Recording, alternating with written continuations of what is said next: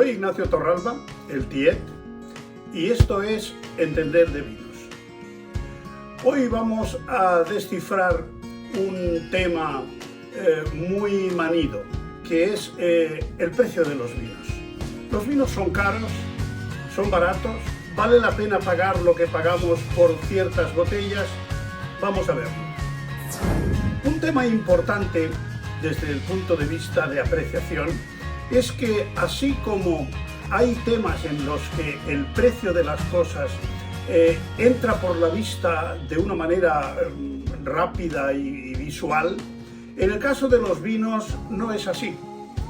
Es fácil ver, sin ser un experto inmobiliario, es fácil ver si una casa es una casa barata o es una casa cara. No es lo mismo una casa de gran calidad y cara que una casa como esta, pues más económica.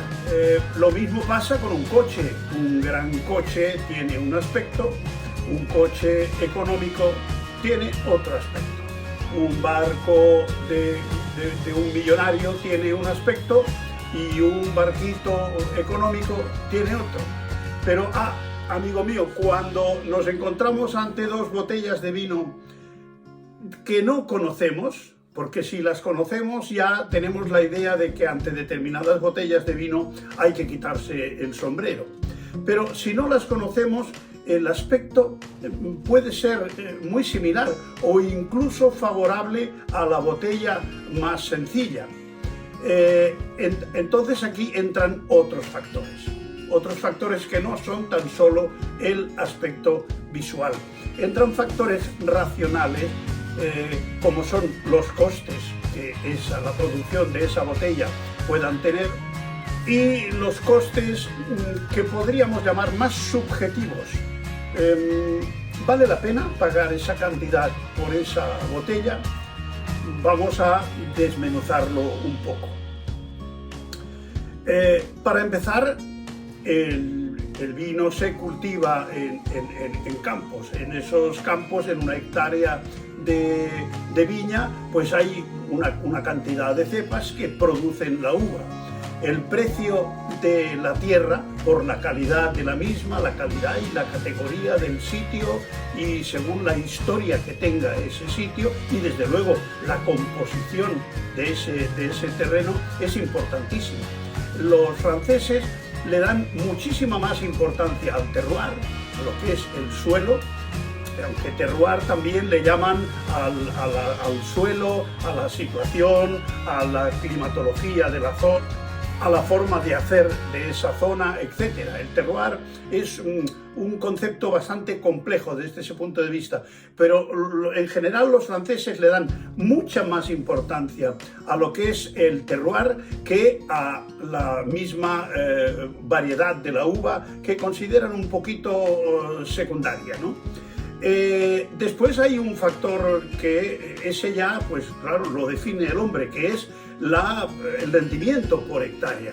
No es lo mismo hacer una poda larga para que una hectárea de viña pueda producir 20 o 30.000 kilos, que las hay, que hacer una poda corta para que cada cepa produzca 2, 3 kilos, 4 de uva. Eso influirá de manera muy notable en la calidad del producto final. Cuando le vamos metiendo racimos a una cepa a base de podarla poco, lo que estamos haciendo es que sus esencias las reparta con mucha más cantidad de agua. Por lo tanto, una poda corta siempre es un sinónimo de calidad. Eso en principio.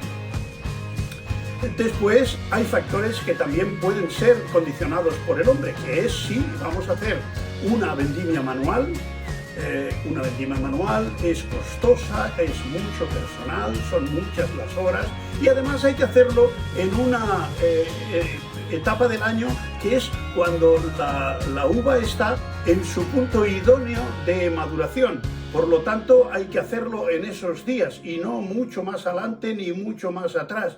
En cambio, esa poda se puede hacer mecánica con una máquina que incluso durante la noche puede vendimiar una cantidad de hectáreas tremendas a un coste. Sí, esas máquinas tienen un precio, pero el coste por kilo recogido no tiene ni punto de comparación.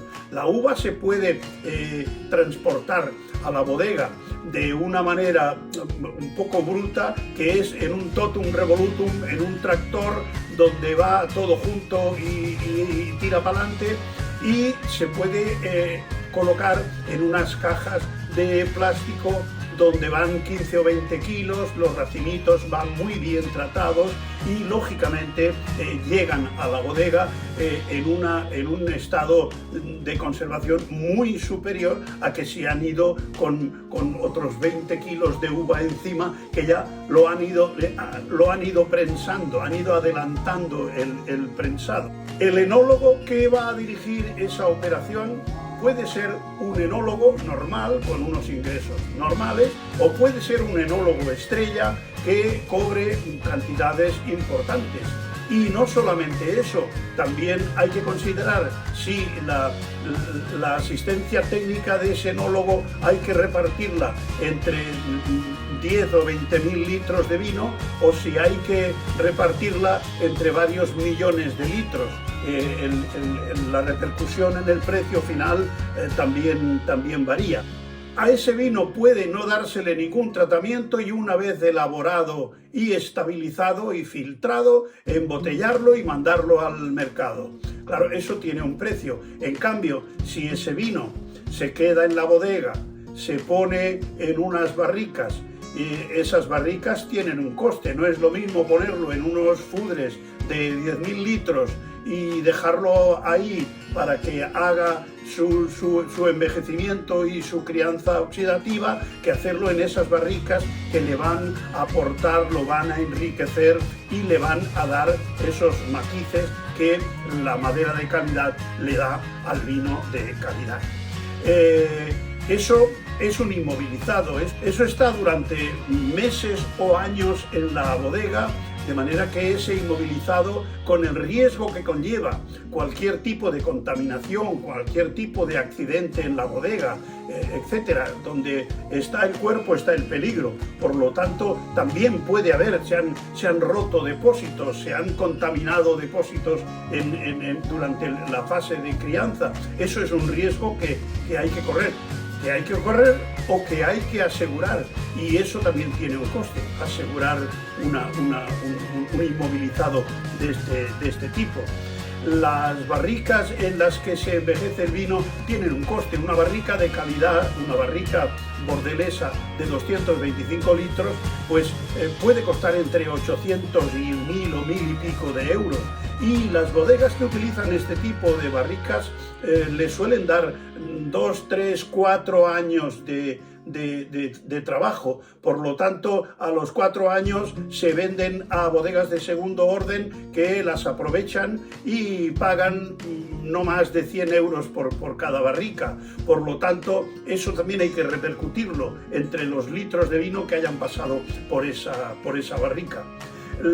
Una vez que el vino está en su punto óptimo de maduración, hay que embotellarlo. Una botella sencilla puede costar unos céntimos, menos de medio euro. En cambio, una botella de calidad con un cristal grueso que proteja nuestro vino de las oscilaciones de temperatura, que pueden producir dilataciones y contracciones del vino, con lo que pueden malograr el trabajo del corcho. El corcho es otro gasto.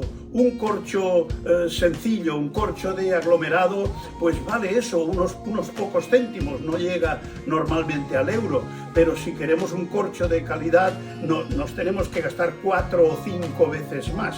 Eso es una cosa que vamos a verla cuando abramos la botella. Hay cosas que podemos apreciar.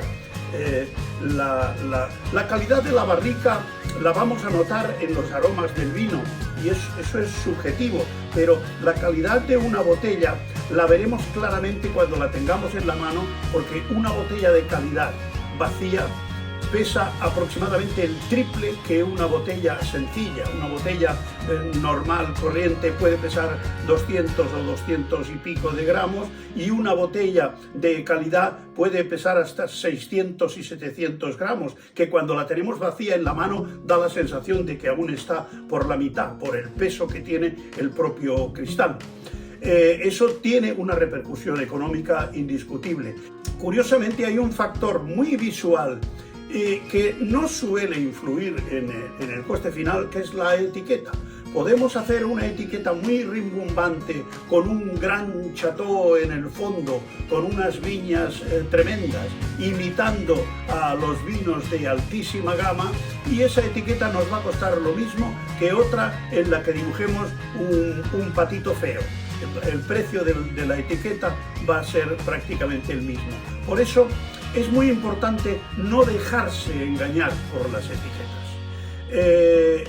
Hay un famosísimo enólogo, Peter Sisek, es un enólogo con el que he tenido la oportunidad y la suerte de catar sus vinos, que tiene una bodega, una viña que se llama Dominio de Pingus. En él elabora un vinazo importantísimo que se ha convertido en un número 1 en el mundo, que es el Pingus. Pingus es el apodo de Peter Sisek entre sus amistades. Tiene ese Pingus que cuesta por encima de los 1000 euros, pero claro, es una viña de 4 hectáreas que produce lo que produce y no es mucha cantidad. Luego tiene un segundo vino que se llama Flor de Pingus, pues que tiene 40 hectáreas. Él dice que la Flor de Pingus cuesta 10 veces menos porque hay 10 veces más. No hay proporción entre el precio de un segundo vino y de un primer vino. La diferencia entre calidad y precio no es proporcionada. Hay mejor relación calidad-precio en un vino de precio medio o económico que no en un vino caro, donde hay que dividir, por ejemplo, las puntuaciones de un reconocido prescriptor o de una reconocida revista y dividirla por el precio que pagamos. El cociente que salga va a ser una relación calidad-precio que nos va a dar una idea de por dónde anda ese vino, con ese famoso baremo de relación calidad-precio. Siempre que suelo terminar de hacer una cata ciega con amigos o con colegas y hemos descrito el vino, lo hemos paladeado, lo hemos disfrutado y hemos hablado de él en todos los aspectos, suelo hacer la misma pregunta final: ¿qué pagarías por este vino?